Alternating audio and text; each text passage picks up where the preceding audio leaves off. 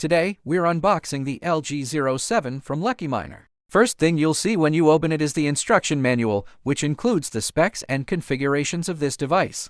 Take out the protective foam. Take out the main unit, the LG07. Check out that all-metal body on the LG07.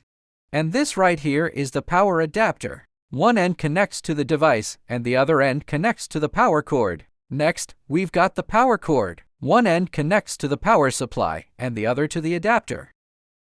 First off, let's hook the adapter up to the device. One thing to remember, make sure it's fully plugged in once connected. Like so, push it right in.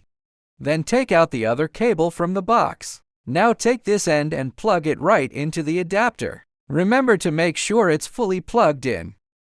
Then connect it to the power supply, and it will start running. The display screen will show the device information and status. The adapter will also light up green.